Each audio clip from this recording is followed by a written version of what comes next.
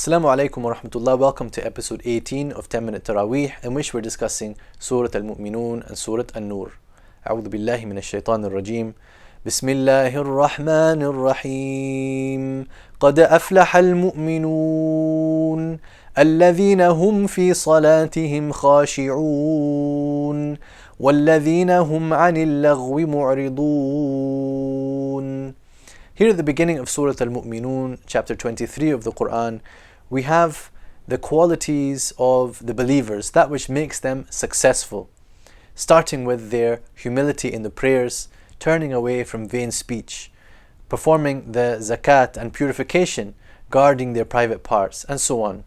And these give us a comprehensive list, including beliefs and morals and character, including acts of worship, and dealings between people. And this is the comprehensive view that Islam takes of the Muslim individual. In this chapter we also have an account of a number of the prophets and their people, including Nuh alayhi salam and Hud, who is not named as such but is mentioned here, and the Prophet Musa, and there's a mention also of Mary and her son in verse 50. And then in verse 51, the messengers, the prophets, are addressed all as one group, which reminds us that they were all brothers to one another and brought a single message.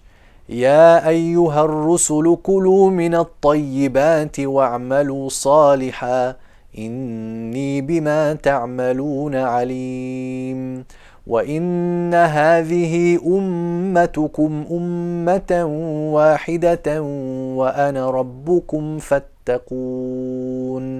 And this nation of yours is one nation, and I am your Lord, says Allah subhanahu wa ta'ala, so fear me.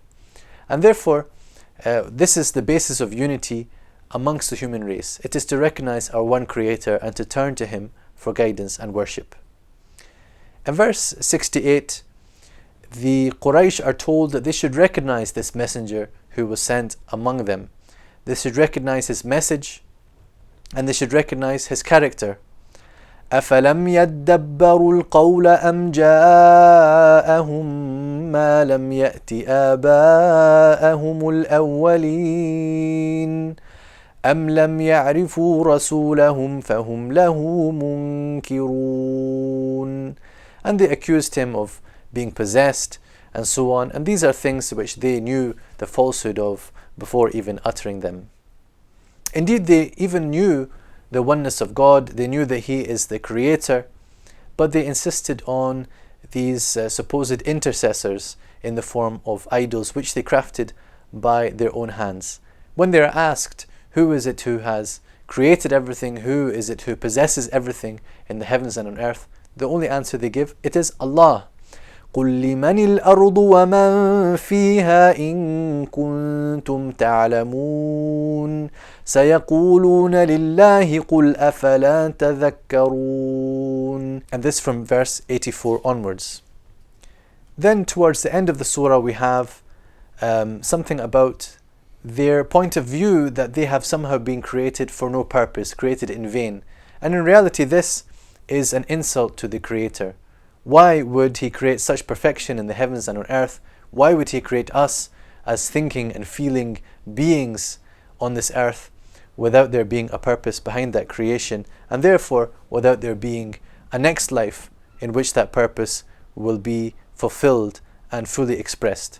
أَفَحَسِبْتُمْ أَنَّمَا خَلَقْنَاكُمْ عَبَثًا وَأَنَّكُمْ إِلَيْنَا لَا تُرْجَعُونَ فَتَعَالَى اللَّهُ الْمَلِكُ الْحَقُّ لَا إِلَهَ إِلَّا هُوَ رَبُّ الْعَرْشِ الْكَرِيمِ.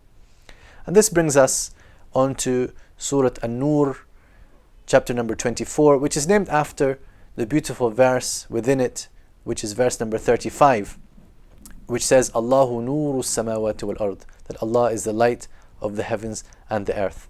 But the beginning of the surah casts light on a number of social relations, sexual transgressions, and various ethics for running the society safely and successfully.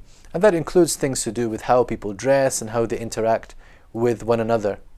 And near the beginning we have the account of the slander which was directed at the mother of the believers, the wife of the Prophet Muhammad ﷺ, Aisha, may Allah be pleased with her. And this is from verse 12. This is known as the incident of the ifk, of the slander. And in verse 13, we find that the people are told that they should have rejected those slanders out of hand. They should have thought better of themselves before even thinking better of others. لولا إذ سمعتموه ظن المؤمنون والمؤمنات بأنفسهم خيرا وقالوا هذا إفك مبين. And what's beautiful is that this verse refers to the believers as their own selves, referring to your fellow believer as part of yourself. And as a result of this, it is also important to forgive those who do wrong, even in such a severe way. ولا يأت لأولو الفضل منكم والسعة أن يؤتوا أولي القربى والمساكين والمهاجرين في سبيل الله. This is addressed to Abu Bakr radiallahu anhu in verse 22, that he had decided to withdraw the financial support that he was giving to some of his relatives when they became involved in this slander against his daughter. But he is told that he should forgive. And after all, do you not love? Do we not love? Does anyone not love that Allah would forgive him or her? وَلْيَعْفُوا وَلْيَصْفَحُوا أَلَا تُحِبُّونَ أَن يَغْفِرَ اللَّهُ لَكُمْ وَاللَّهُ غَفُورٌ رَحِيمٌ. In amongst the social injunctions that are given here, before talking about the issue of how to dress, it is about lowering the gaze. It is about not looking lustfully at things that we are not entitled to look at. So in verse 30, this is the first injunction given, and it is given first to the men, and then secondly to the women of the believers. قُلْ لِلْمُؤْمِنِينَ يَغُضُّوا مِنْ أَبْصَارِهِمْ وَيَحْفَظُوا فُرُوجَهُمْ ذَلِكَ أَزْكَى لَهُمْ إِنَّ اللَّهَ خَبِيرٌ بِمَا يَصْنَعُونَ.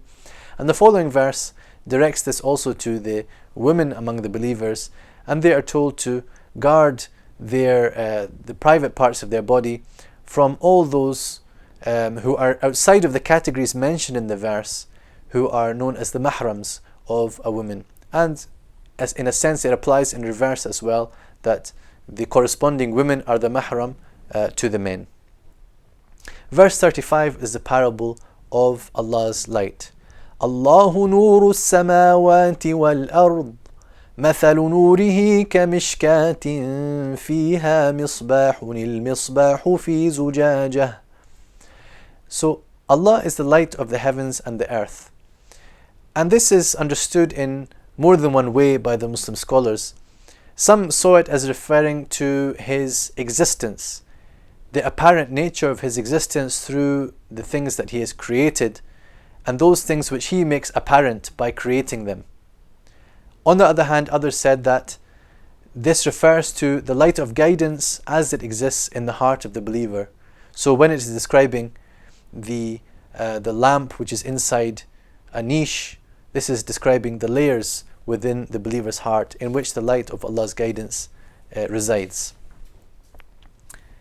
Finally, as we will mention in this surah, there is a promise which was given to the early believers, which is also an auspice of hope for those who would come after. And this is verse 55. وَعَدَ اللَّهُ الَّذِينَ آمَنُوا مِنكُمْ وَعَمِلُوا الصَّالِحَاتِ لَيَسْتَخْلِفَنَّهُمْ فِي الْأَرْضِ كَمَا اسْتَخْلَفَ الَّذِينَ مِن قَبْلِهِمْ. Allah has promised to those among you who believe and do good deeds that He will establish them in the earth as He did for those before them. وَلَيُمَكِّنَنَّ لَهُمْ دِينَهُمُ الَّذِي ارْتَضَى لَهُمْ وَلَيُبَدِّلَنَّهُمْ مِنْ بَعْدِ خَوْفِهِمْ أَمْنًا. And that He would make their faith strong, and that He would change that state of fear that they are in into a state of security and safety. What is the basis on which this is all achieved? يَعْبُدُونَنِي لَا يُشْرِكُونَ بِي شَيْئًا وَمَنْ كَفَرَ بَعْدَ ذَلِكَ فَأُولَئِكَ هُمُ الْفَاسِقُونَ. The only thing that Allah wants from us is to worship Him and associate no partners with Him. وصلى الله وسلم على سيدنا محمد وآخر دعوانا أن الحمد لله رب العالمين.